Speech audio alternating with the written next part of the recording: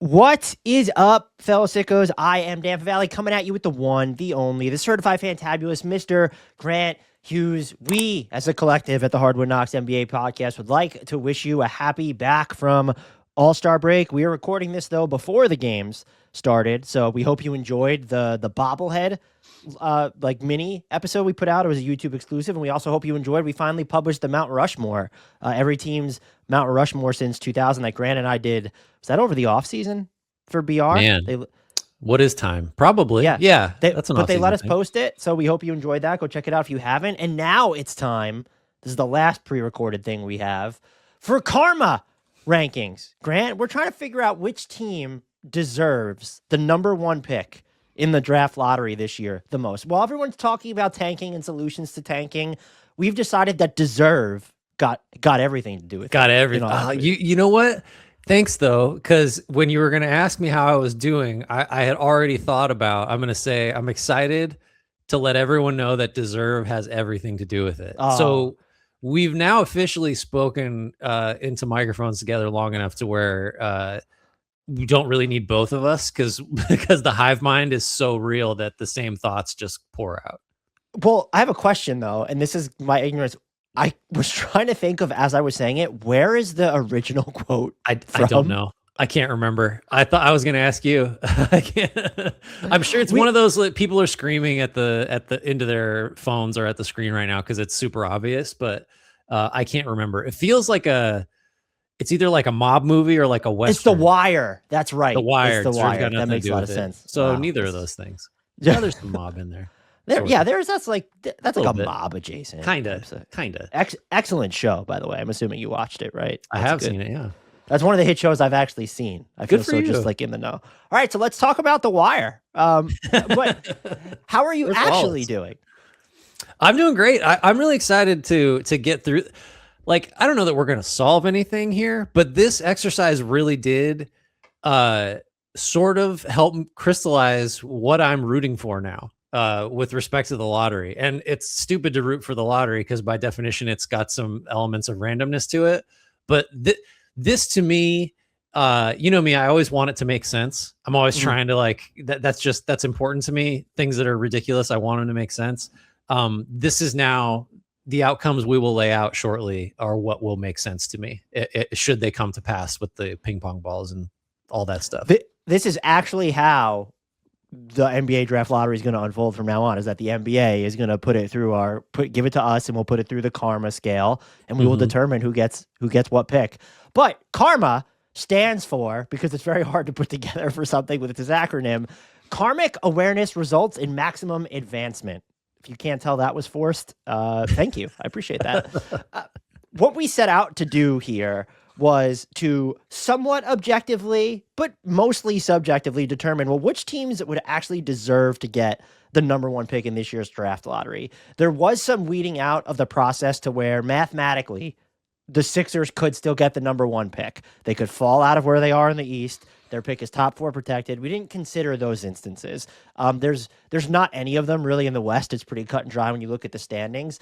The two objective quote unquote metrics that we used to determine Karma was playoff drought, but then also playoff series victory drought. And so we tried to get a cumulative score. So we add those two together, but your score for your playoff series victory drought was capped at the number of teams we have in the ranking. So if you had a 25-year playoff series drought, it maxed out at 15.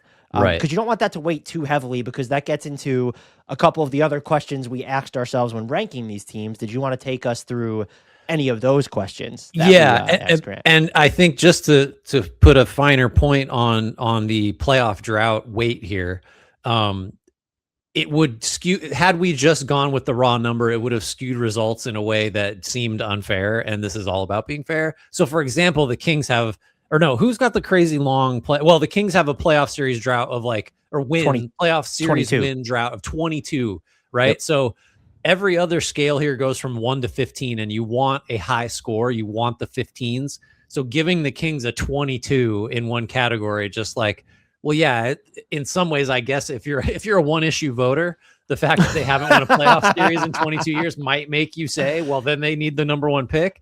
Did you say that because of the hat? that I'm wearing? Yeah, please turn that hat around just quickly so everybody knows what it is and isn't. That's great. Go check out our Hardwood Knocks merch. Proud Sickos. Yeah. I don't know why I got it in, what is this, strawberry cherry red? What you call available in red if you want to freak your family out just briefly before you explain yourself. So yeah, in addition to the weighing the playoff series win drought, that's never gonna sound right coming out of my mouth. Is that the right way to say it? Because it is a mouthful. When even thinking it in my head, just the longest, the most years since this team won a playoff series, which is similarly unwieldy. But we also factored in years since the last playoff appearance, kind of the similar weighting. The other categories we included here, again, rating these 15 teams we're going to discuss 1 to 15. 15 is the score you want if you want to win the karmic rankings, basically, to deserve the number 1 pick. You want high numbers, and a 1 means you don't deserve shit, basically, for at least as far as this category goes. Franchise competency, which basically like how effectively has your front office and ownership operated? Now, please, Dan, jump in and add anything that is in your head for these categories as I go through. One excellent way to explain the grading scale. So thank you for simplifying that down. It would have taken me like 2,000 words to explain what you explained. But 2, what I did find challenging, but it was all part of the process, was front office regimes have changed for some of these teams, but in most cases, a lot of the constants were ownership, and so like that's sort of how you balance it out. And also, you can have multiple front office regimes operating poorly, and but that was a factor we did try to account for. Because the thinking is we don't want to reward a team with a 15 in this category and give them, good shot at the number 1 pick because they've been mismanaged. Like that's the karma part of it, right? We're not we're rewarding like sort of ethical, honorable attempts to be successful as an NBA franchise. If you're just screwing up over and over and over again, we will award you very few points. So in addition to franchise competency, we have how badly does this team need a best player? Because that's the point of the lottery. My favorite category, by the way. Great category. And simple, right? It's like if you have this obvious about to be superstar or already superstar X that's young, you don't need a lot of points in this category because you've got your guy. The whole point of winning the lottery is to go get your guy. If you already have him, you're getting a 1. And if you really, really need him, you're getting a 15. After that, ethical competitive spirit. This is we're addressing tanking basically here. If you have engaged in shenanigans to lose on purpose, the more egregious the offense in that regard, the fewer points you will get in this category. If you've just tried to win or come as close to it as possible consistently, you're going to get a high score here. It's going to help your chance to win the karma rankings, essentially. Which I will point out, I don't know if I should say support. I understand. I think teams should tank based off the way the current lottery system is set up. So this isn't meant to ding them. It's just we have these categories to distinguish different things. And so it's not, the Jazz are not going to score. They're probably middle of the pack, but in the shenanigans category, they've embraced shenanigans in part because they had to, and I understand it. But for this process, we are not going to reward. Yeah, this is a thorny one. I mean, it's basically like the incentives are such that you should try to lose on purpose still if you want a high lottery pick. And so I guess this is a category we're assigning scores to like without judgment, although there is some judgment implicit in it because we're not going to reward you if you have tanked really egregiously, like say you've been fined several times or things like that. Like if you're really compromising the competitive integrity of the sport, it's not going to help you basically. And again, we get it. We know what the incentives are. It's like smart to do that sometimes, but we're not going to reward it.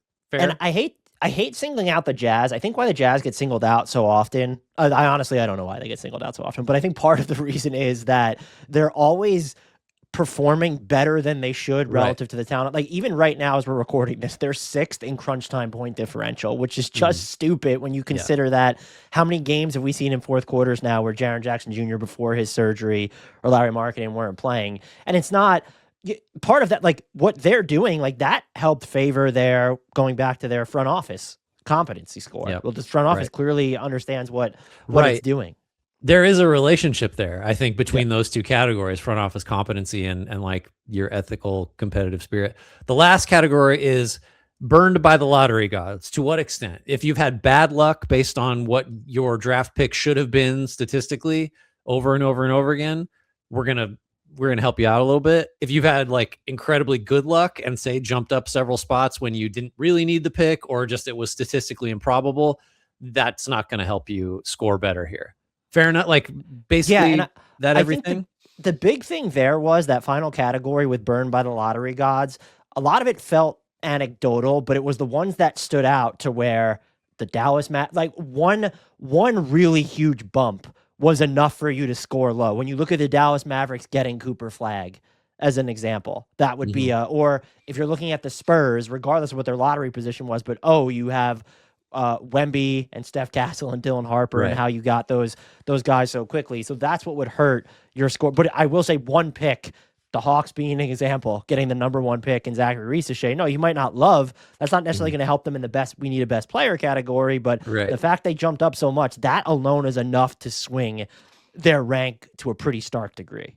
Yep. And so just to wrap it, the higher the score, the better. Meaning, like, if you have the highest score out of these 15 teams, that means we think you deserve the number 1 pick the most, or whatever. You deserve a come up, I guess, if you don't want to just say it's about the number 1 pick, but it sort of is. If you have a low score, we think you don't deserve it karmically, because you have not operated honorably, and or you already have had enough windfalls to where you don't need another one. I get is kind of how I'm looking at it. Do you ever calculate what the maximum possible score would have been? Like if you gotten a 15 in what 1, 2, 3, 4, 5, 6 categories, that's 75 times both of our votes. So 150 is the highest score you could possibly get. Spoil it. Nobody's over 100. So there's a fair amount of dispersion between the scores here. But it's real. I guess it's more important to consider just relative to each other, what these scores look like. And I will say, we get to a point where probably once we get, certainly by the top 10, like it's all the margins aren't huge. And when you get to like the top 4 or 5, the top 4, they're really close. And so no team ran away. Well, like there are clear tiers, but no team ran away with this entire exercise. Yeah, right. And with that said, are you ready? Who finished? Again, 15 teams. You ready to get through who finished 15th? Sure. This is the team that has the least karma, a karma score of 27. It's the Dallas Mavericks. So we had, as I'm looking across our setup here, we single digited them in every single category. They did not score higher than a 5 in any category. And really, I don't know, now as I'm looking back at it, I probably should have given them a lower score in that category personally. The main issues here for you, I guess, jump in whenever, is you gave them the lowest possible score in ethical competitive spirit. Please explain yourself. You gave them a 1 there. Just because what they did in the draft to get, when you actually pivot out of a chance to get into the playoffs that late, where they had to throw the season that quickly. And this is last year. This is last year post Luka, right? Well, it's last year post Luka, but it's also remember the pick? It was the pick that was Case and Wallace, but they turned it into Derek Lively, those order of operations. So to punt on that's an argument for why do these types of pick protections exist. And I get it from their perspective, but that was not something necessarily that we haven't seen before, but because of the way the play-in era works, to see a team do something like that to where it was their season could have been extended. They actually had a chance to still get into the playoffs going into that closing kick, and they just the 11th hour, and they just decided not to. You can't. How else who have we seen come that close and then actively pivot out of the playoffs like that in recent memory? And the thing too is they had like top flight talent on the roster when it happened. Like Luka was there for basically every instance you're talking about. And now the real thing for me, or one of the real things, is like they've certainly not been burned by the lottery gods, because those shenanigans worked out. They ended up with Cooper Flag mainly, and the fact that they have Cooper Flag means they very clearly have their guy. So you don't need another. You don't need more luck now. You are as well positioned as you can be after the last couple of years of some iffy behavior. I guess other than like the whole Nico Harrison of it all really cripples their really just the Luka trade's working really hard here, which it should. But the like front office competency really gets dinged pretty hard because of that. Yeah. This is, you actually had them lower in the competency scale than I did. You make the worst trade in recent, I mean, long memory. You're going to get dinged there. We should have clarified this too, is that the reason we considered playoff droughts and then playoff series wins droughts was because we were trying to account for fan base pain. Because it's not the fan base's fault that the Mavericks went and made one of the worst trades in NBA history. We actually want to reward you for that. But they're in a terrible case because they don't get a bump in any of those drought categories. That trade was so bad because they were such a relevant team and they had just been to the finals. And so they still wouldn't have won. So I don't feel bad that they're here, but that's ultimately why they're so low, is that the fan base pain in just that tiny truncated vacuum is so much. Like that threshold is so high, but because it hasn't been over a longer period of time, that's ultimately why that's the only thing that could have bumped, frankly, the Mavericks' score up any higher. Yeah.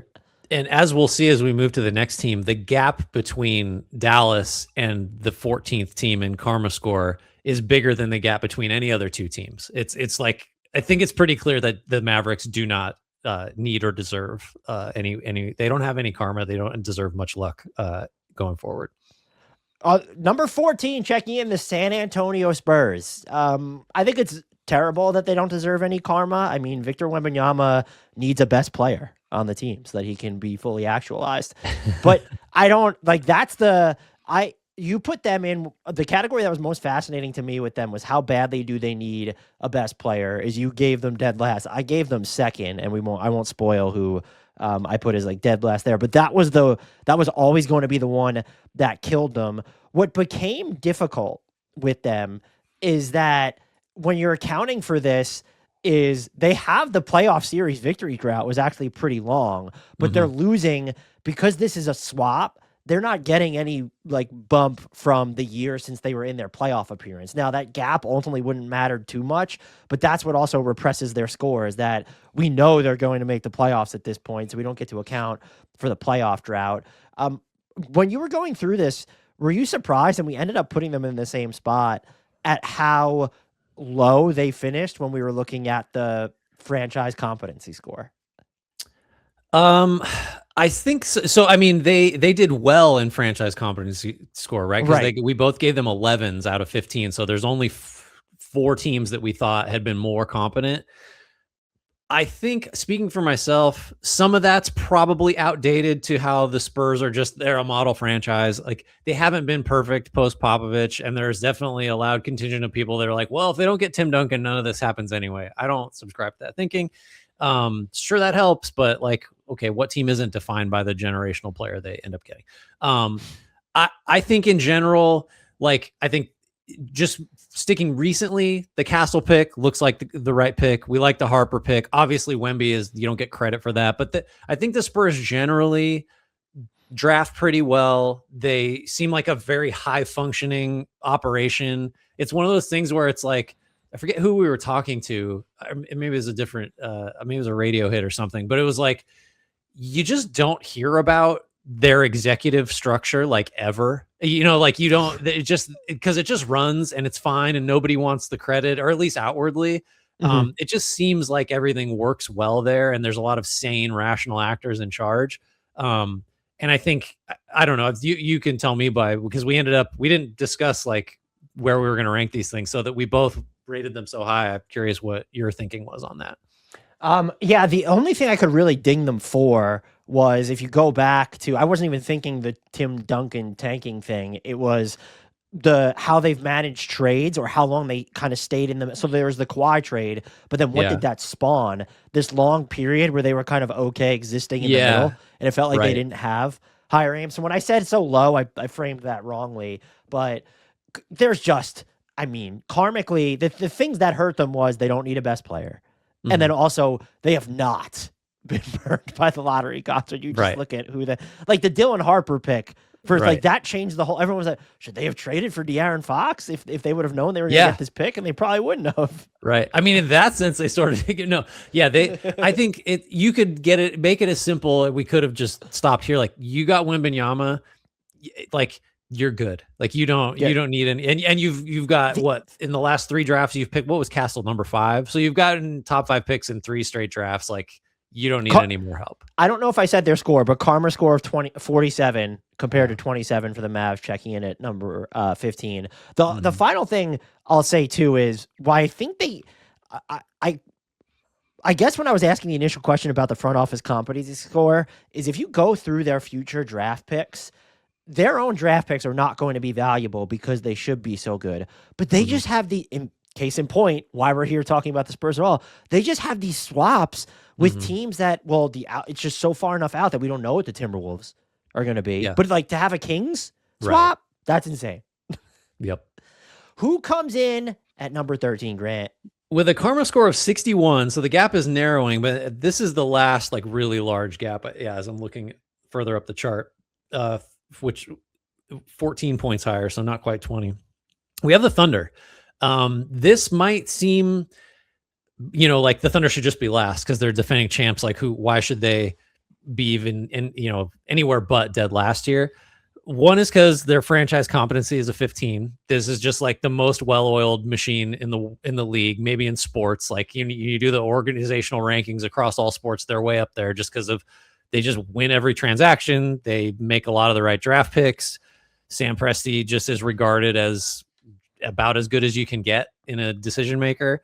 The others, I also gave them, and this is one of our biggest differences, and it makes me think I didn't think hard enough about it. I gave them a 15 in ethical competitive spirit, and I do concede that ignores some like shrewd, quiet tanking a few years ago. I was just more focused on like, since they became this very good team 3 seasons ago, I guess, it's just like, well, they're trying to win every game they play. So I have a memory hold a few I think further back seasons that should make this score lower. But that's how they ended up here is there's some 15s on the card. They got some max scores.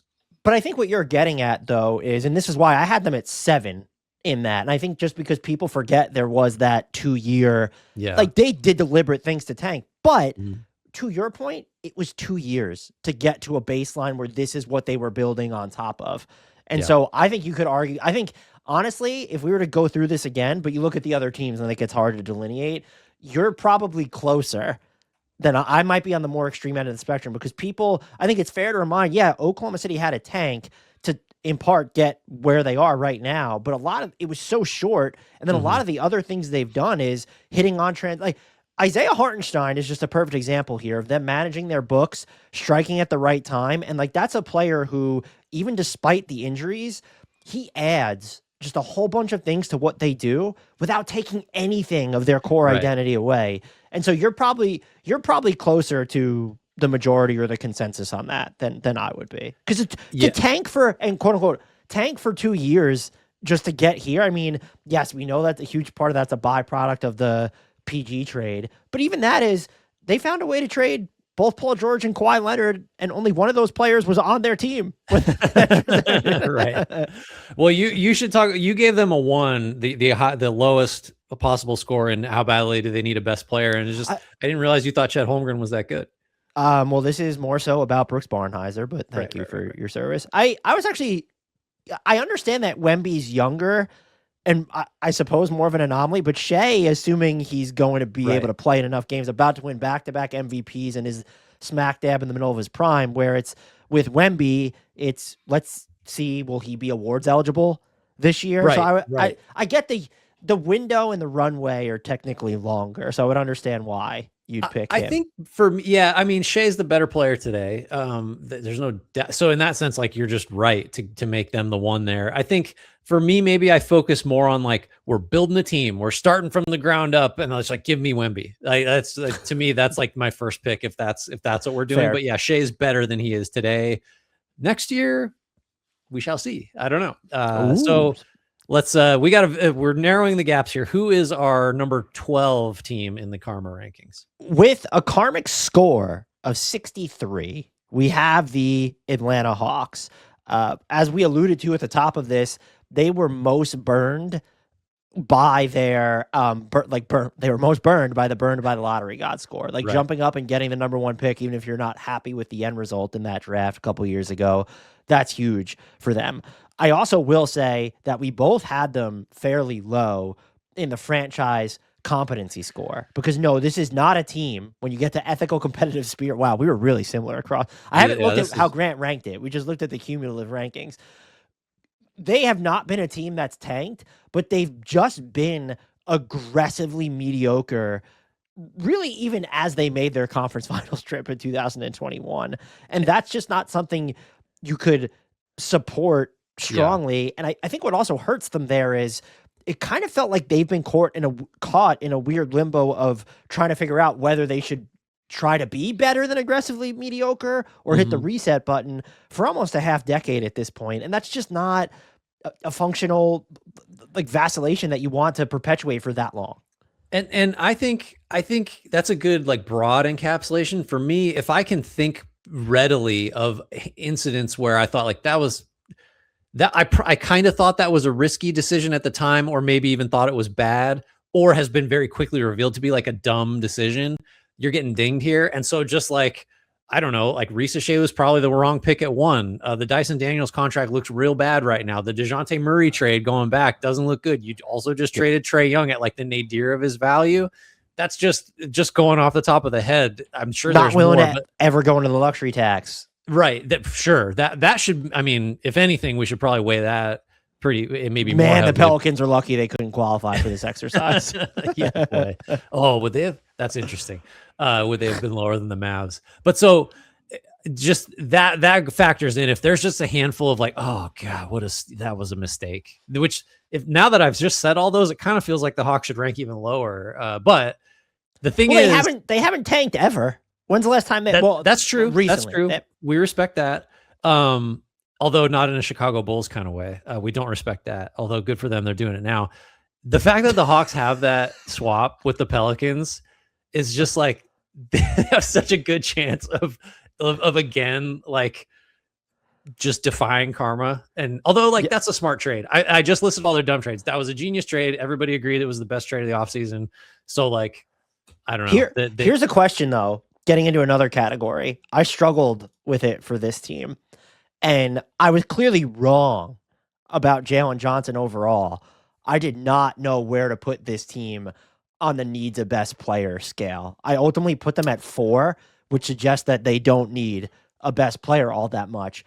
But man, when you're looking at the threshold of, it really depends on what lens you're looking through. Is it best player on a championship contender?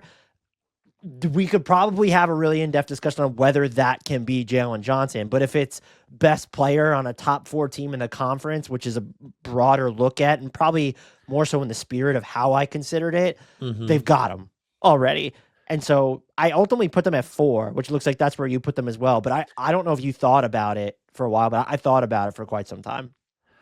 I just honestly, for this category, I kind of went through each team and just ranked who I thought the best player on that team was, with the Wemby SGA thing kind of flipping, and just like if it just power ranked almost. So it's like I think as I'm looking at the sheet, our best players are both 7. Or do I need to refresh the sheet for? Am I looking at the? Oh, I'm looking at the burn. I'm sorry, I'm looking at the burned lottery gods. So I apologize, but we both put 7. That. And so I just thought Jalen Johnson was the 7th best player, of the guys on the list, which is interesting because we both have Bam Adebayo, just to spoil it, ranked lower, which I don't know who I'd take today, but the youth factor I think makes Johnson. Well, and also he's not, to me, I'm always going to lean towards the person who can generate more offense. Yeah. And that's just the way Jalen Johnson plays is not the same way as Bam Adebayo plays there. I think if you're going from the perspective of this guy can be the best player on a championship team, there's 3 or 4 of those guys in this whole exercise. Johnson is not one of them, but he is, like you're saying, if he's your best player, you can be a very good team. I think you'd be top 4 team in the conference. Yeah, I think if you project forward, if he improves anymore, which is possible given what he's done. So yeah, they had a 63. They just the Hawks did narrowly beat the Thunder here. And then we jump a little bit with the next team. Who do we have at number 11, Grant? Mine and yours, the Golden State Warriors here. They have a karma score of 71, so quite a bit higher here. I think we've kind of exited the real bottom tier. There's a couple categories that are doing a lot of work here for the Warriors with their high scores, which are franchise competency, They've been very prominent for a very long time, so everybody's aware of their missteps. There have been a few. They've had a lot to do with drafting of young players that did not develop or fit. Otherwise, though, like they've made some great free agent signings. They've developed, I mean, years ago, they developed a core that won a lot of titles. They've won some trades really handily, like the Wiggins trade, where they also got a first rounder for D'Angelo. And then getting off a Pools contract, you can knock them for signing that, but they gave that away. And just, that first rounder is the fake first rounder, basically, that Washington has. That actually now, does Dallas have that one? Yeah, that was the Anthony Davis one, got rerouted. The other category they score highly in is ethical competitive spirit. Like that's just because they've had one really abysmal year, and that's when Steph Curry played 5 games. And what are you going to do? Otherwise, they've been highly competitive because they're trying to, if anything, you could knock them for trying to be like, I don't know, too competitive sometimes, when maybe some other ways of thinking would have suggested they should have blown it up a couple years ago. Well, they did tank their hearts out for the Harrison Barnes pick. Right, which started this whole deal. Yeah. I mean, in some ways, they scored their playoff drought. Obviously, is their one. Yeah, they're not there. And then what else? What else is notable here? What anything stick out to you that high or low? Do you think that so you went the 14 on the ethical competitive spirit, which is the second best score you could give. Mm-hmm. I struggled with it because they did have the Harrison Barnes tanking year, and then it's the James Wiseman year was very clearly, I know that the injuries factored into that, but it was just like, okay, now we have multiple occasions within kind of the same window. Mm-hmm. I didn't know where to put them there. And I also didn't know where the front office competency was interesting because they've hit on a lot of the on the margins free agency moves. When you look at DeAnthony Melton twice, Gary Payton the Jr., Gary Payton the II, how many times? Like, yeah. They done? But and then you hit on later draft, like late second rounders, they've had good success with, right, like that kind of stuff. The stuff that I struggled with there was they clearly botched the Jonathan Kuminga thing to virtually no end. And then also, I don't know if this was, it ultimately didn't factor in too much, but James Wiseman was the wrong pick. I'm trying to think in that draft, in that range, though. They just, let's just say, had they just taken LaMelo Ball, how much different are they today? I guess it's impossible to kind of figure it out, but that's an interesting what if for me because he's dealt with a ton of injuries. I'm wondering if he feels like the type of player, would they have moved on from him more quickly than James Wiseman because he didn't technically fill a positional need as much? Well, I think in the wake of the Kuminga stuff, it's pretty easy. I mean, it's pretty easy to imagine Steve Kerr just being like, this guy does not play the type of basketball that I want to play. Like that's just right. Like the unseriousness of LaMelo, you could imagine really making it so he does not get anything close to the runway he's got in Charlotte. Like that I think that's a pretty safe assumption, but yeah, they've botched a couple picks. I do think, so for me, the reason the competitive, ethical competitive spirit score is so high is because the Barnes thing is so long ago that it's almost just like, it's just right. It's way back there. And then the shut it down season comes after the whole team just explodes after in the 2019 finals. Like Thompson's out, Draymond's banged up. He plays barely the next season. Steph gets hurt right away. Durant's gone. You get a down year when you've run yourself into the ground with 4. How many? Why can't I remember how many finals trips in a row they made? No, they played the Cavs 4 times in a row. I remember that. Man, that was a wild time considering where we are now with 7 straight different champions. That was the death of parity. So I don't know what else needs to be said about them. They should not get the number 1 pick, but they deserve it more than a few teams. Man, are they the team? Well, wait. Well, no, I think we've been. What would be the team that would incite the most conspiracy theories should they win the number 1 pick? I mean, the Thunder. Although, like personally, I was thinking about this the other day. If the Thunder got it, I would be excited because it's like, man, now we just have a giant to slay. Right? Like, how much more fun is that? That's a good question. What do you think the answer is? I think people would be most outraged if it's the Thunder, but I think. Could you ever picture, as far as conspiracy theories go, and I don't mean to lend them most of them credence, why would the NBA skew things so heavily in favor of the Thunder of all teams? Right. Do you know what I mean? Right. So, or the Spurs, which is another nominee for this. If the Spurs get the number 1 pick everybody would be like, well, no, well, that would bring out they're just so dead. They want Wemby on. They don't want an American player being the face of the league, so they're giving the Spurs the number one pick to continue propping up Wemby. I don't think he needs propping up. It would have to be a good team. Dallas, I think everybody would be like, what's happening? You could concoct some pretty weird conspiracy theories if Dallas got the number one pick. I think the Dubs would be in the top 3. They'd be up people there. getting angry. They'd be up there. Yeah. Checking in, Grant, at number 10, the Memphis Grizzlies with a karma score of 72, just barely edging out the Golden State Warriors. Were you surprised where they finished when you looked at how we went through everything? This feels about right. I guess it depends on how you view or what you view as the causes for the dissolution of this team now that won 50 plus games a couple of years in a row and is now just trading away everybody but the main problem and is kind of stuck with the main problem still. I guess the fact that they're down here suggests that we both think a lot of the damage is pretty self-inflicted. Yeah, and it's tough. We both had them. Let me make sure, because I've been reading the columns very poorly in our spreadsheet. We both had them at a 4 on the franchise competency scale, which is semi-wild to think about because of how well they have drafted. Mm-hmm. But it's just the stuff that they've done with trades, using draft picks to get off money, never making the actual big moves to optimize or augment a core that they claimed was good enough. And then I don't expect teams to divulge their innermost secrets, but when you've kind of misled your fan base, and the one that I can't get over because it was such a bald-faced lie was the Desmond Bane trade, not signaling that this team was about to start over. That was a big FU to the fan base. And so I ding them hard for that. And quite frankly, karmically speaking, they're lucky they're not lower in that category as far as I'm concerned. I think too, the low scores there, we both had them very low. To me, feels like the front office and management and ownership is at least partially responsible for, like, not saying enabling, but at least like putting up with the Ja stuff for as long as they did, to the point where his value just fell apart. I think, and again, that's probably mostly just on the player, because he's also just gotten worse at basketball in the last couple of years. But I think losing Dylan Brooks seems like pushing him out the door, shoved him out the door. And then it was pretty clear that because he wears sunglasses indoors. I don't like that either. I would have done it. I would have done it for that reason. But pretty clear that team needed like more veteran leadership and more like, let's keep the young guys in line kind of presences.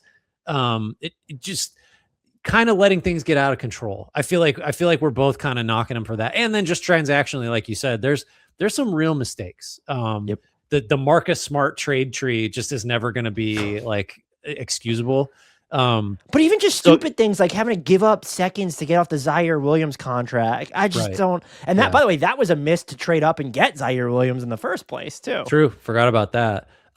They do. Let's see. So what's another standout category here? Well, so we gave them tough. Go ahead. But they finished high. I think we both had them 12 or 13. How badly do they need a best player?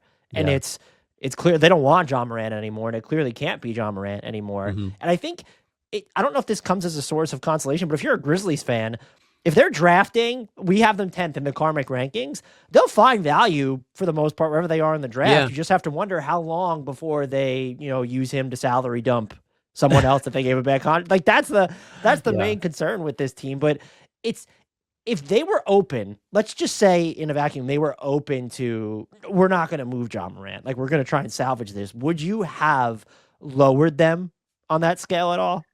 No, because I don't think he can be that anymore. Just a bummer too. Those are both factors for sure. A third factor that I didn't really consider in this that I'm just thinking of now is like Memphis, to a greater extent than most of these teams, really does need to depend on the draft to get this guy, as opposed to like Miami, just as a contrast. Like, if they don't get him in the draft, decent chance that they'll be on the list for the next superstar that is about to hit free agency or whatever. There's other ways for some teams to get this guy. The Grizzlies, like some teams here, but not all, probably need to draft them. So maybe the need is even greater for a best player for them. But we rated them high there. So this was the team though that I was wondering where they were. I had no idea where I was going to actually put them. The fact that they finished here feels brutal, but also kind of makes sense when you talk through it. Yeah. Who comes in at number 9, Grant? All right, we got the Kings here, and so just to get out ahead of it, given like fan base pain and like just needing a turn the page thing, and boy, they're due for a break. They could. There's an argument that the Kings just need this. They need this more than Kings, they need. Kings fans deserve this. Yeah, Kings fans absolutely deserve this. Which is why the year since the playoff series win thing is a 15, obviously. They maxed it out. They maxed it out. The +7, 22 years. Had just the pain of this fan base. Maybe that should have been its own score, is just like, how much is the fan base hurting? And then they would have maxed that out too. So do you know why I did it with the droughts? Well, and they have a karma score of 77 for anyone who's keeping track of this. So again, we're pretty close range with some of these teams. I just felt that would have been that we could have, I guess, done both. But if we're subjective, then were we ranking fan bases? And that gets into a whole, I don't like painting, because there are times where I'm mad at certain fan bases because they're spamming the comments of our videos with stupid shit. But I don't like painting fan bases with a broad brush negatively. When it comes to just how much shit has this organization put the entire fan base through, I don't think there's an argument for any fan base to be placed over the Kings on that type of a scale.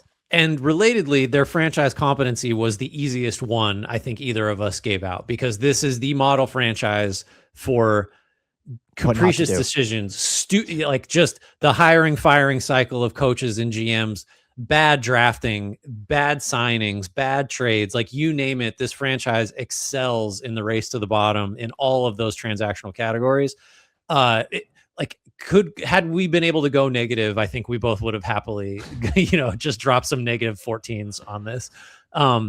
And that really sank their chances of being higher, because you can't get a pair of ones and do much better in the karmic rankings. And like, this is the trade-off, right? The fan base deserves it and needs it because ownership and management has been so singularly bad.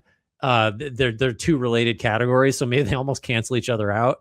I don't know if there's anything else notable here you wanted to hit. It's just you can't reward this ownership with the number one pick. You don't deserve it. They'll mess it up too. Yeah. Look at what it doesn't matter. Somehow in the deepest draft with 6 guys that are franchise superstars. They've already proven they'll mess it up. When you look at how their process behind drafting, I don't want to bring it up, but the process behind drafting Marvin Bagley was just awful.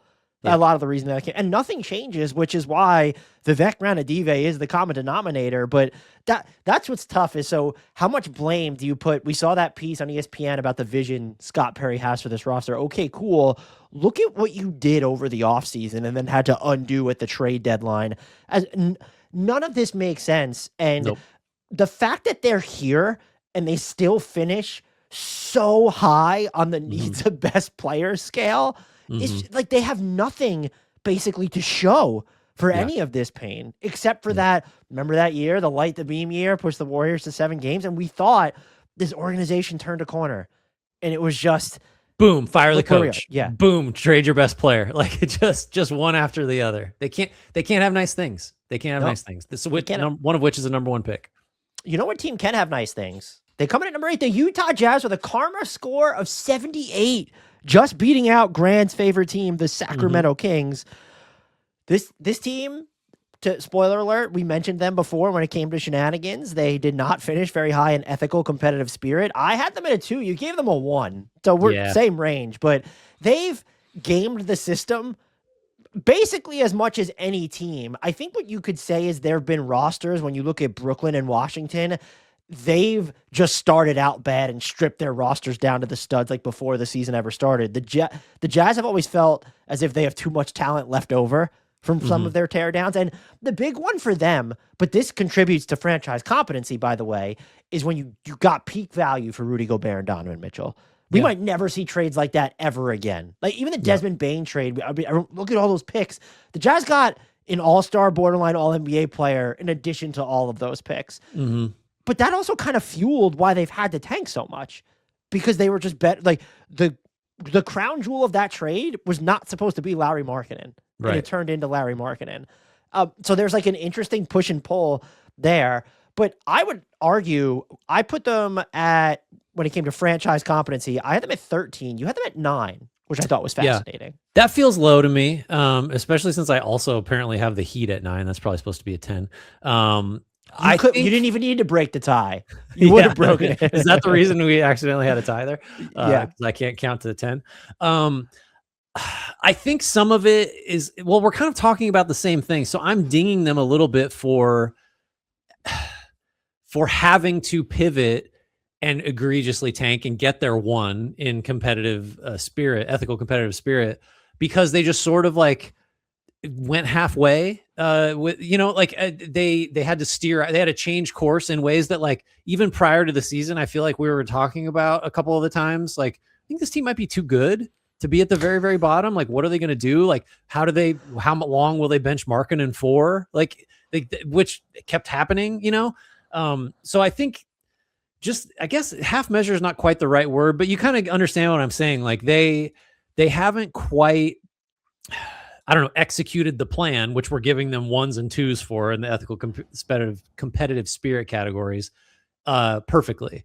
And they've gotten in their own way. And I think possibly cost themselves Wembanyama, or remember before that draft, like, this is the year for them to really tank, and they were too good and they did it again. So that's the explanation for that score, which feels a point or two low. Probably they should be a little higher because of the trades that they've so handily won. I also think they haven't drafted great, generally speaking.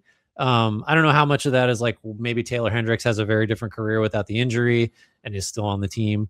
But like Keontae George at 16. Well, yeah, but that finally happened this year. There have been some other ones that now we got to run through some of their picks, I guess. Well, Filipowski at 32. Yeah. Who else? Cody Williams is looming pretty large here. But maybe he's a late bloomer like Keontae George. He already looks like a road. Yeah. They feel like they're in about the right spot, though, because of the egregious tanking. I feel like they just can't be much higher. Hit your mic.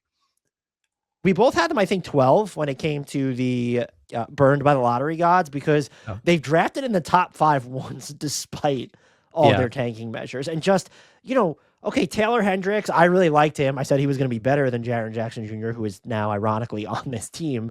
And to draft, what were they outside of? They had 10, 9. What are the picks that they've had since that trade? It's been 9 and 10. Yeah, and so only the one top 5 pick, and I think Ace Bailey is going to be really good and is already showing a ton of encouraging signs. How did you... They ended up finishing pretty low, but were they one of the more fascinating teams to say how badly do they need a best player?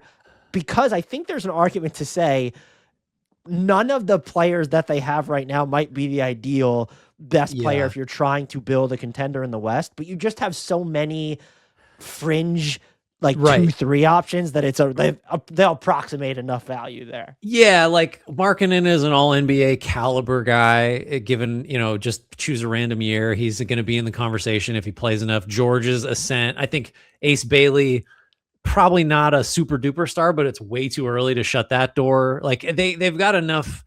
Kessler's a plus starting center, assuming they keep him in restricted free agency. Yeah, it's a going thing. They've got enough cracks at it to where, maybe that's the next NBA trend. We don't need a top 10 player. We're going to stack as many top 50 players as possible or something. Or you need a different type of best player, like a Halliburton on the Pacers type of thing, where it's like, oh, look what happened here. Doesn't need to be the 6'8" do it all wing, or that kind of thing. Coming in at number 7, Grant, the Miami Heat, who we tiebreakers, we broke them together, but apparently we wouldn't have needed to have broken these if Grant could count to 10. So coming with a karma score of 78 or 79, doesn't matter, doesn't change anything. The Miami Heat, can you take us through their karmic vitals, sir? Yeah, so the playoff drought, not long, so they didn't do anything spectacular there. They're kind of middle pack in everything except for their ethical competitive spirit. You gave them a 14 here, I gave them a 12, so very high scores. They don't really tank. When's the last time they did tank? I can't even remember. They had remember the season they started I can't remember now, 31-14 and then finished 14-31, or maybe it was backwards. Like Dion Waiters was very much a part of that year. Can't remember how long ago that was. But that's the last wow, this team is a mess situation that I can remember. They're just always trying to win. They are always in the mix for big trade candidates, and they're always a threat to sign. They just don't. I mean, part of it is because Pat Riley's in his 80s, and it's what are we're not on a 10-year time horizon here, folks. We're trying to be good now. So they were pretty easy, like high score in that category for me. Elsewhere, nothing really stands out. We've got a lot of 8s and 9s and 7s, kind of like some high mid pack stuff here. Anything jump out as surprising to you about their karmic scores? I believe that going into this, if it were a year or two ago, I would have just assumed that the Heat would have been incredibly high on the franchise competency scale. And while they were in the top half for both of us, it was just barely, because everything that you kind of outlined is also sort of part of the problem. Not like waiting and biding your time for that next big name, and it was before they even traded Jimmy Butler. It's kind of prevented them from like actually rebuilding and maybe angling for something more than, what if we just have this outside chance of making the NBA finals because of playoff Jimmy Butler? But then I don't know how to judge that against, well, like, you did make it to the finals on multiple occasions. So maybe there's merit to that approach, but they've lost some of their luster there, especially when you have I don't know if you've caught enough of the post-game stuff from Eric Spoelstra this year and even last year. I feel like the analog is Steve Kerr and Jonathan Kuminga. Eric Spoelstra clearly doesn't want Khalil Ware on this team. And so, like, you kind of have to factor, like, what's the disconnect going on here? But they do, by and large, draft well, or they sign these guys to where it's just, oh, like, we like them. Or they draft these guys, like, oh, Pele Larson, like, we really like him. Even getting Tyler Hero, he's become a pariah ever since he signed his extension. He's been banged up this year, but that was great value where they selected him. They were... I thought they would be harder to rank, but when I went into this, it was just, no, I don't think they belong to be higher in the franchise competency scale. It just feels as if their approach is a little, I don't know if it's outmoded, but there's not as much upside to what feels like their way of thinking as there used to be. Yeah, I think that's fair. As I look at it now, I think there's, and it's a loaded word, especially for this franchise, but like their culture does seem like Pelle Larsson's a real player, and like Jaime Jaquez, they get the best out of a limited guy there. And they do seem to have an infrastructure. And that's partly just because Spoelstra's been there for 1,000 years and the management structure hasn't really changed, where like it's a little Spursy, where it's just like, you know, the wheels are never falling off. It's just, they're going to be functional. There's, you know, the Jimmy Butler thing does stand out as like, that was a mess, but like, that's really just Jimmy Butler, I think, more than anything. And you sign up for that when you bring him on board and don't extend him, basically, which probably right decision, it turns out. So I think it feels about right, even though if I had to move them one way or the other, I'd have some higher scores in franchise competency, probably. Let's go on to, I was honestly surprised this team finished as high as they did, but checking in at number 6, the Chicago Bulls. Anything stand out to, so let me go through what I think stood out the most to me here, is that I didn't know how they obviously were going to score highly, and how badly do they need a best player, unless you really think it's Josh Giddey or Modest Buzelis or maybe Rob Dillingham or Jaden Ivey. I didn't know what to do with their ethical competitive spirit, and I ultimately think that you went the right way putting them at 6, which again is very low. I put them at 9, which is middle of the pack. Surprise, surprise, that's basically where they ranked. Like, that's where they are in the standings year to year. Yeah. I didn't know how. I feel like I rewarded them for it, but at the same time, they've tried to. They're sort of just like the Kings of the East, to where they've been trying to be. I guess the Kings were trying to be good, so there's more honor in what the Kings were doing conceptually, even though the execution was poor. The Bulls, I guess, seemed like they were dead set on being in the bottom of the middle. Yeah, and that's what we've knocked them for forever, and that's why they got a 2 from you and a 3 from me in franchise competency. Because they just like didn't prioritize the right things. The fact that they and the Kings have had so much overlap personnel wise is like not a coincidence. That the types of players that these franchises value, that these ownership and management structures value, are not winning players. So they've swapped a few of those over the years. The trick though, like the ethical competitive spirit, like they have, I don't know what to do with that. They have tried to win, but like not enough. So like they haven't tanked, and we ding them for not tanking, but we do that like while at the same time dinging them for not going for it. So it's kind of like, I don't know. That was a difficult category to rank. The only thing that was very obvious was they do need a best player very, very badly. They got 14s from us. The second highest score you could get in that category. Yeah. And it's also, they haven't had the Derrick Rose draft, but that's not a factor in them winning that lottery. Didn't 1,000 really years factor ago. in here. Yeah, they haven't had like a ton of draft lottery success. I mean, now going back to franchise competency, I want to make this clear, drafting Patrick Williams at number 4. That was clearly just a huge miss by them in that draft. But it's not, they haven't, in part because of where they're aiming to be in the standings, they haven't really been in a position to be in these awesome lottery spots. And so that also inflated their score. They also had I think it was the 3rd highest bump from like the playoff series drought. Yeah. So it's like their playoff drought really isn't that long, but actually winning an entire series when you factor in this season, because if they're in the lottery, that's why it'll have extended to 11 years. Yeah, the Williams thing, the pick's defensible, but the good money after bad on that contract is just another reason that the franchise competency is hurting here. And how have they drafted just all like Buzelis is fine for that, probably pretty good, better than you'd expect value for that draft slot, I guess. I mean, Kobe White, who's not there anymore. And you didn't really get anything for him. Dosunmu. Decent enough. Dosunmu's that's the thing. Some of their better draft picks are not there. So that's an issue. We don't know enough about he's injured and hadn't really played. We played 6 minutes this season. My God, Noah Sengye. We don't know enough about him.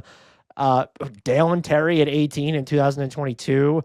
I mean, the sheer number of times they haven't had their first round pick for a franchise that hasn't won a playoff series in 11 years, going back to the Vooch trade. Right. That's the key. That's the key there. Wendell Carter Jr. was a good pick in 2018.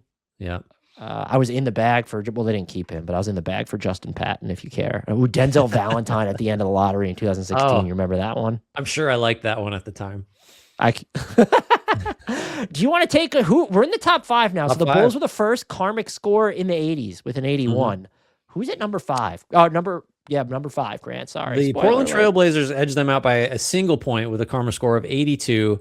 We're just kind of mid-packy across the board here. No score lower than a 5, no score higher than a 10. I guess the standout category here is ethical competitive spirit. We both gave them 10s. The Blazers haven't really tanked.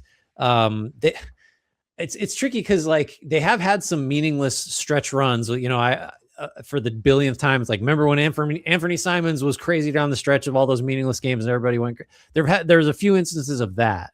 But I can't remember, or they've tanked a little bit, but it hasn't been egregious to the point where it's little like light tanking. Little light tanking. They've brushed up against tanking. I think really like over the last couple of years specifically, like the Avdia trade they gave up the pick in that trade. And so they have, you know, kind of prioritized more present success. I think maybe we've questioned that a few times. But I'd say generally speaking, they're not up to too many shenanigans. Other than that, franchise competency, 9 for you, 10 for me out of 15 again. Pretty solid. That's solid. There's a case for them to be lower when you look at how long they waited on the Dame situation, or kind of. That's true. We did ding the Grizzlies for this. The Blazers were also kind of the czars of half measures too, where it's, we got Robert Covington. It wasn't we ever went after like the big name. It's feels they've taken bigger swings to me when you look at Denny Avdia and even Drew Holiday than they ever did when like Dame's first go around there.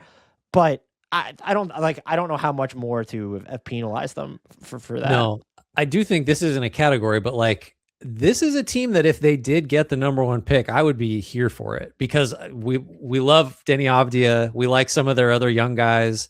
I do think there's a decent case to be made. They still need a best player. You gave them an 8 there. I gave them an 11. I think like we love Avdia. We're not totally sure he should be your very best player. Because I think if you're going to say to be the best player entrenched as that, you're looking at multiple All-NBA teams. And Denny Avdia, I don't want to say he's going to be a one-off because he would be in the All-NBA discussion even if some of these, even if a Giannis, even if it looked like a Jokic was going. Jokic is still eligible right now, but you know what I'm saying? But is this, like, how regularly is he going to be in the All-NBA discussion? We don't really know because he's having that Larry Markkinen type mid-career breakout. But to that point, I don't know and Shaedon Sharpe's been a lot better this year. We've seen very little of Scoot. I don't know what to make of their drafting track record. Donovan Right. Clingan, I was completely wrong on. Tamani Kamara, they didn't draft. They got him in the trade. I think what really nudges up their franchise competency score, I'm still convinced that Jan Hansen is going to be good. And I don't know if you saw, but he said he wanted to kiss Nikola Jokic at All-Star Weekend. Yeah. So he's future superstar in my book. Don't we all? Relatable. So, but the trades that they've made, I think a lot of them, like the Damian Lillard trade in hindsight, oh my God. But two, some of the other moves bumped up for me their ethical competitive spirit ranking, because trading for Denny Avdia when they were still not trying to necessarily be good. And then the Drew Holiday, you talk about being, not that we hated that trade, but it was sort of, so they traded for Drew Holiday and his contract and they didn't get assets for that. No. And then you look this year, Drew Holiday hasn't played like in a bunch, what has he played in 27 games and we're recording this, but he's shooting well from three. I was looking the other day, Grant. So true usage, which incorporates, this, passing and turnovers and scoring possessions. His jump in true usage from last year to this year is the single biggest in the NBA. No filters, no minutes. It's insane. Totally different role. And also, the Blazers have about a league average offense, and that's a big deal for this team. When Drew Holiday's on the floor without Denny Avdia, this is just like, this team is. You're right. This would be karmically, they wouldn't be the team to get the number one pick, but they would be one of the most, if you got the number one pick, the teams that they're fast tracked. Yep. That would be, oh, wow. Like, this is, what are they ready to do as early as next season? I agree. All right. We're moving up. Big jump. Number 4, the Washington Wizards 87 karma scale. So we were almost in the 90s here. They're tough. Because I struggled with them on so many levels. Franchise competency, if you go back far enough, they're not going to rank very highly. But this front office has done, by and large, a good job of conveying the right message and doing the right things. But now you have to throw in, all right, the Trae Young and Anthony Davis trades, opportunistically, looking at the cost they gave up. Not a ton. But what does that signal? So I grappled with that. I also grappled with, and I ultimately put them pretty high on how badly do they need a best player.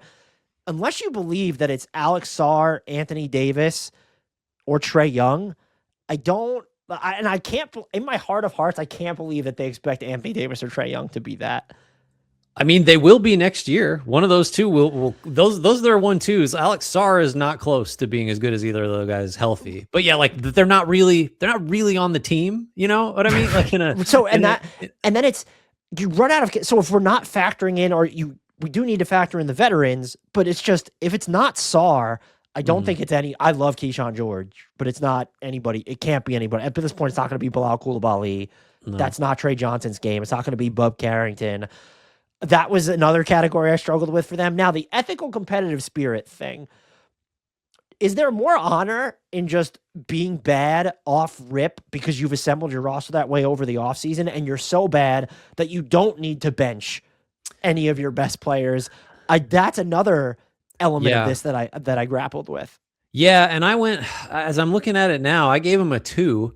But you're right. Like, they've just been kind of organically bad.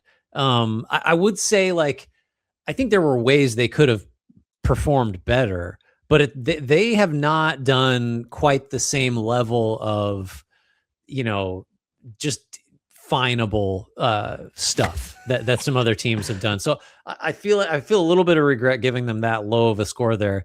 That said, like, well, here's a question. Oh boy. If they, assuming, because I really enjoy this exercise, if we do this next year, where will your head be if they extend Anthony Davis or keep Trae Young? Like, what? Because what does that mean? Are we just bullsing now? Is that where we're going? That they don't trust their draft scouting department, I guess. I don't know what would be or Ted Leonsis is done with this multi-year being bad thing. Right. Even though it didn't yield what multiple years of being bad should have yielded in theory. And maybe that's the jump off point too. They have the highest burned by the lottery god score of anybody in this exercise. We both gave them 15s. That's because they've had several terrible seasons in a row and never landed number one. And when they landed number 2, it was in a terrible draft. Yeah. Like everybody, like Sar's a good pick at 2, probably in that draft, but like, yeah, I mean, that was the wrong draft to get your highest pick in. So they've had some bad luck on that front. Yeah, how would you? I guess we have to see what the extension terms would be for either Anthony Davis or Trae Young. But at this point, Trae Young's situation is different because he has that player option. But I don't know what the deal would need to be to make me feel comfortable giving another 3 guaranteed years to. And it's not going to be 3 for 120. He's not doing so. And so based on the reporting that Rich Paul and Anthony Davis had no idea the Wizards were a viable contender, it leads me to believe that they have no intention of extending him this summer, which is the right move. Yeah, I think that is too.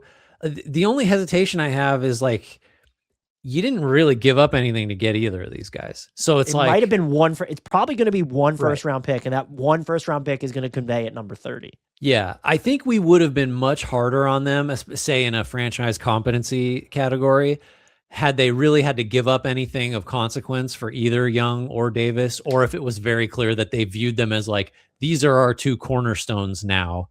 We're going to go as far as they take us. Like, which is why I asked about the extensions and keeping those guys around. Because to me, there's a chance that we look very unfavorably on them this time next year, depending on what happens with those 2 veterans that they got. It helps that they didn't give up anything that mattered to get them. That's just one of those, okay, yeah, we'll take them. We'll see what happens. We're not playing for anything anyway. Maybe I'm talking myself into them being too low somehow at number 4, but what else? How else do we want rebuilds to go other than what the Wizards have done? Is there been the 3 or 4 years of they haven't done anything to short circuit it? They've been opportunistic at the trade deadline when you look at taking on money. Maybe they've never gotten that crown jewel of a draft pick back, but they didn't have this front office regime took over a roster that didn't have a crown jewel. Like the fact that they got off Bradley Beal when they did, or that they weren't saddled with turning Bradley Beal into CJ McCollum was kind of a stroke of genius. And now you get to what I think we all would agree somewhat is, all right, the 3 to 5 year rebuilding life cycle is ideal, or that should be the median length. They're there, and they took swings without over-mortgaging the future. If you think they're the wrong players, and that's totally fair to consider, but what else? What have the Wizards done that would go against what we want to see in a rebuild? I guess these trades, specifically speaking, would do that, but they haven't done anything to actually impact the bottom line of performance yet either. I would say from a process perspective, they've kind of followed the blueprint we like. And we've been broadly very positive about this whole thing that they've engaged in basically post Bradley Beal. Because it was such a departure. Like this was another Bulls type team that was like, we'd love to be the 7th or 8th seed. That's an awesome goal. Let's chase that every year. They cast that off and they did the right stuff. I think maybe they don't rank higher because you can't point to any really obviously good decision that they've made during the process, whether that's hitting on a draft pick, whether that's like a genius signing, or I'm just trying to rationalize it. It's Keyshawn George is probably the closest they've come to this was just an home run. I mean, where he was drafted in Saturday. Sure. But that's like, all right, so you got maybe your 3rd or 4th best player on a good team. Like they don't have any. There's no master stroke by this front office. There's no obvious you guys really have. You deserve it because you've done so well. I think the main thing that says they deserve it is just like they've been unlucky in the lottery in the past few years. Well, I would say that their larger body of work is the master stroke, to where they haven't tried to accelerate or decelerate by like these stark margins where you're really trying to fast track your way to the bottom or to the top, and they haven't done that. And I do think there's envy in doing that. It just the yield on it is so hazy right now that this would be and based off what they're doing, that they decided Anthony Davis and Trae Young was better than cap space this summer, which objectively speaking, would you have preferred if the edict was they have to get a lot better and be relevant next year, would you have preferred what they did at the trade line or them spending like $90 million, $100 million in free agency? I don't think you're getting anywhere close to the upside of Davis and Young if you're spending cap space in free agency to get it. Like there's no way. I do think this is a good transition point because the next team, which is only 3 karma points ahead of Washington, is very, very similar. We're talking about the Brooklyn Nets, except they need a best player much worse. So really, if I wonder if the Wizards don't have Davis and Young, if actually the Wizards are just ahead of the Nets, because the Nets both got 15s from each of us, because they just don't have anybody that you look at and say, I can even squint and imagine him being an all-star. Like who even is that guy? Like Nicholas Claxton standstill playmaking doesn't really get your juices flowing. You see him on handoffs this year, Grant? Come on. So that's the difference. So just for perspective, for how badly do they need a best player, the Wizards got an 11 from you and a 9 from me, and then again the 15s, the matching 15s. Swap those or even narrow the gap, and then the Wizards are just third and the Nets are fourth. So this is very much a statement on Brooklyn's need to get a guy in the draft that they can build around, because they have maybe some theoretical complementary pieces and all these guys that's, we care about passing and being connective and all that kind of stuff. They just don't have the guy. So that's the whole reason they're here. That's why they're this high. We both had them at a 14 and burned by the lottery gods. Yep. Too. Which is that when you kind of just look at, is that too high? Now that I'm like kind of... Well, the fact that they don't have the guy is indicative of they haven't picked high enough to get him. They had a... Now, I was going to say, well, they had a when you look million at it, they're firsts in there the by last their draft. own design because of other transactions that they've made. And also just you were lower on them, I think, when it came to franchise competency than I was. But a lot of the reason that they're in this rebuild at all is because after they went through what we all thought was a masterstroke rebuild, they short-circuited it for Kyrie Irving, Kevin Durant, and then that whole thing, and then James Harden's there, DeAndre Jordan's there, and they've made misstep. But now it feels like they've rebounded. I'm wondering if, karmically speaking, they might be too high now. They might be too high if you go back and think about we're going to spend our double maxes on KD and Kyrie, and we're going to fast track a super team. Steve Nash is going to be our coach. Remember that for a second? Yeah. Like they definitely, if you go back farther, I think franchise competency probably has to take a hit. I'll admit that I mostly thought about, not entirely, just like the Jordy Fernandez era, I guess, which is very short. But like once this rebuild started, which is post those vets, that's kind of more what I looked at. But yeah, you could really ding them if you wanted to, like, just you have a broader window that you're considering. Here's the thing: is they weren't very high in the fan base pain because their drought and their series drought are not very long. And we did not have them high in ethical competitive spirit. And so it's even if you lower them in burned by lottery gods, there's still a chance that they're gonna end up in the top 5 regardless, because of mostly how badly they need a best. Is there a team that needs a best player on their, like, who would be, if you had to make a case for a team over the Nets that needs a best player, who is it? Chicago? Well, by definition, it's Chicago in our rankings because we both gave them a 14 in that category, which is the second highest. But I'm trying. There might be a non-lottery. I mean, probably not. Even if I'm trying to think of like play-in teams that aren't considered here. Here's a spicy one. Clippers when they lose Kawhi. That's a good one. I wasn't thinking of that. I'm just asking questions. Okay. Do the Toronto Raptors have him? I mean, it's way easier to look at Scotty Barnes and say that's a sufficient best player than it is to look at Nick Claxton. So that's awesome. Michael Porter Jr., sir. Well, is Porter Jr. might be having a better year than Scotty? Probably not, but it's a conversation. Good retort. We forgot about MPJ. Not trading MPJ to me hurts the franchise competency a little bit. Well, the only thing I would agree, because you don't want the Nets to be too married to their 2027 draft obligation to Houston. But at the same time, how much less are they going to get for him? The whole, they would have gotten 2 playoff runs versus 1. I think it matters, but it's also overstated. Sure.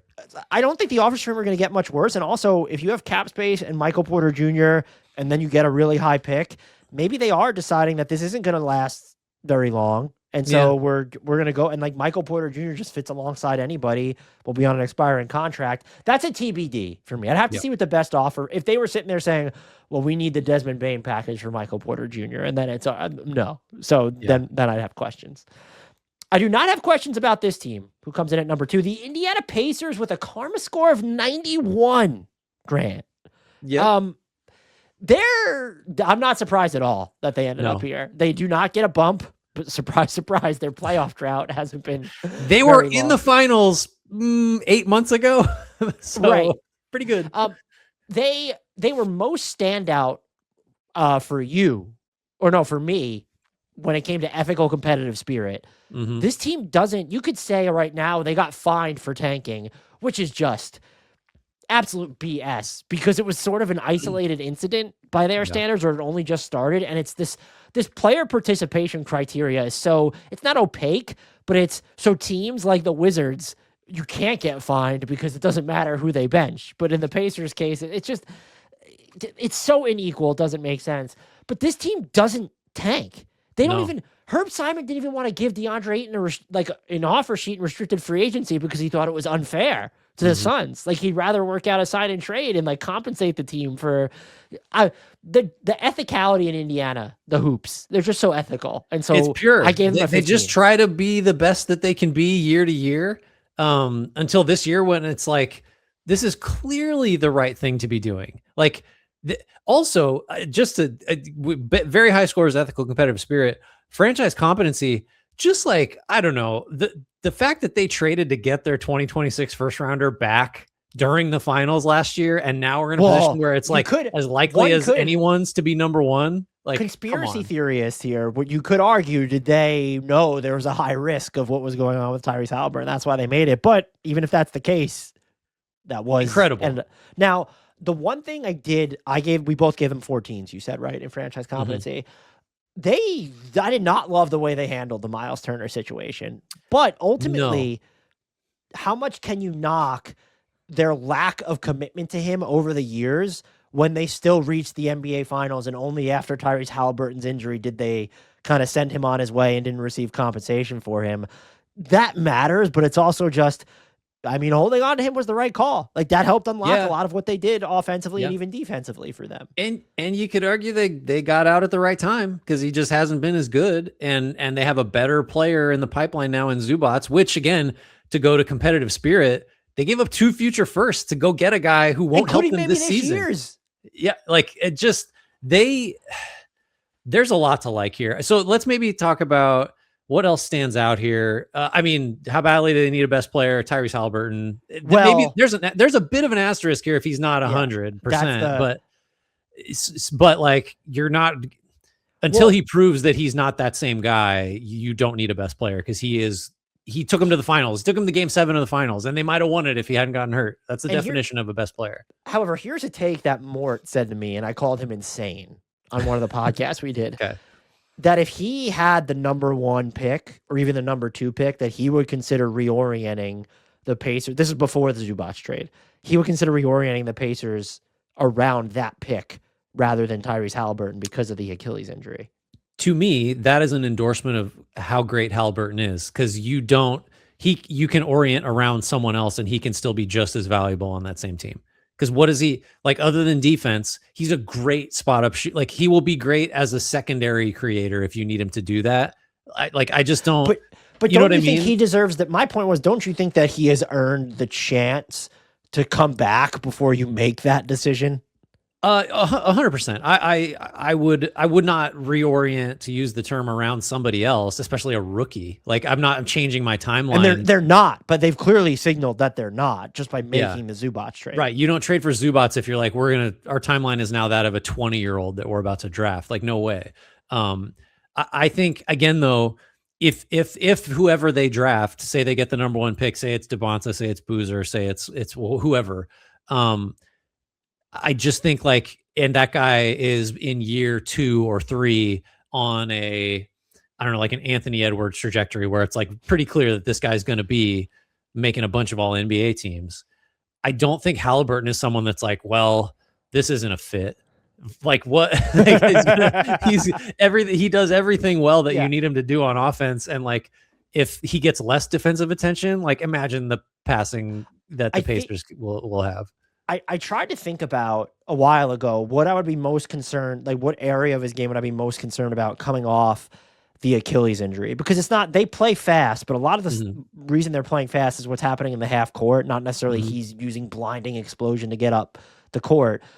I guess defensively, because he had not quietly, but he had improved there last year, like that would make him more vulnerable. But if you were trying to pinpoint the offensive end, I do wonder if it would be slightly harder for him to be a secondary guy, because some of the off-ball movement stuff that he did, especially post Buddy Hield trade way back when, does that get any harder if you're not working? You know, if you're not if the Achilles injury just sort of impacts your movement.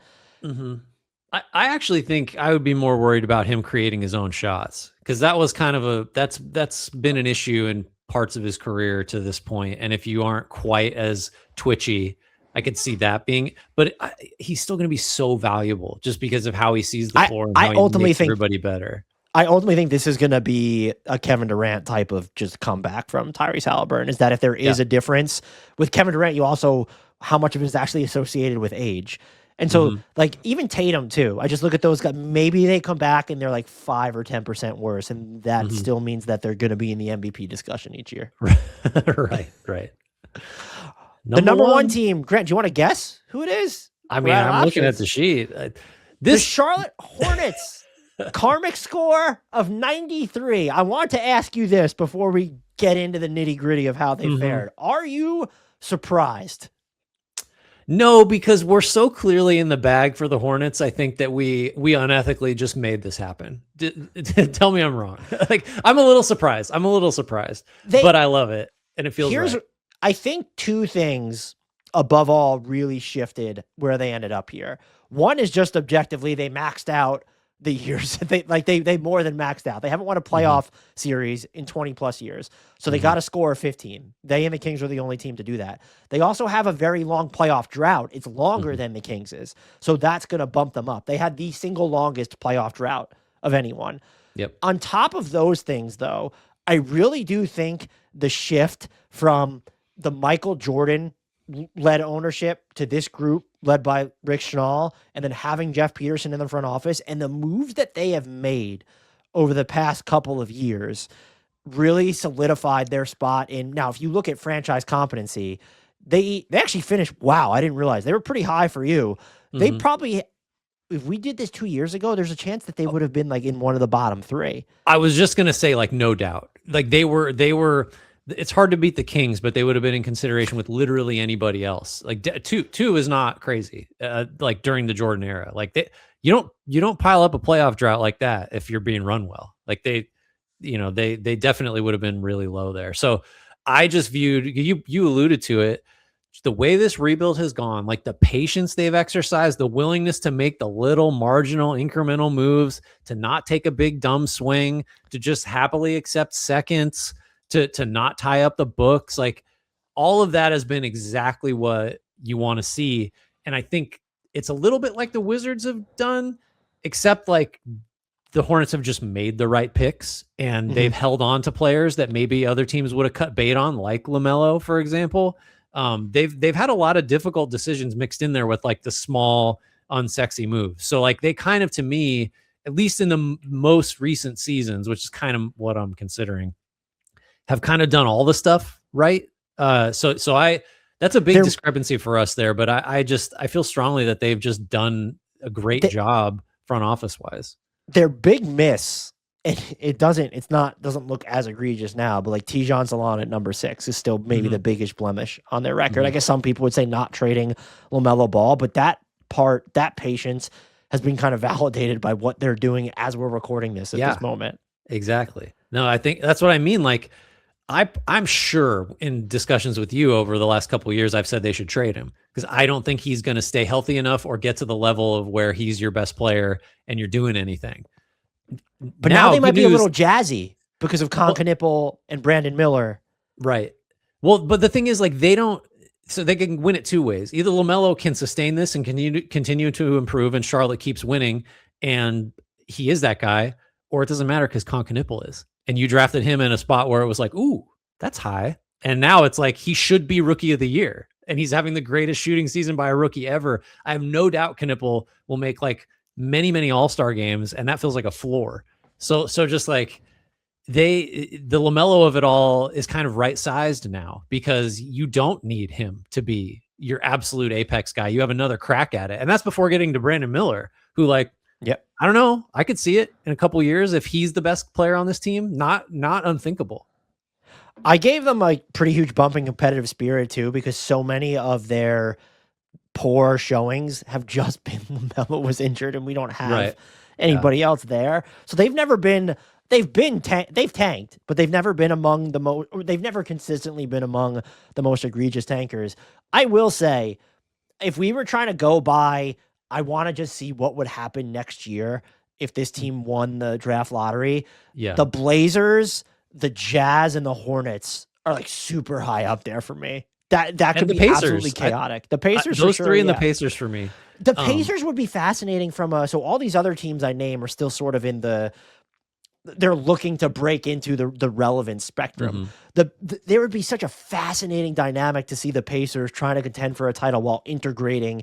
It'd be the Warriors with James Wiseman essentially, but you hope it goes better. How do we integrate? But it works. But it work. Well, will it work? It's like, how do we integrate this incredibly hot? Because that's a delicate balance to strike. Even on lower levels, you just see it where, like, teams that we really like this end of first round prospect or this second round pick, but it's how do you carve out minutes when the stakes are so high for you?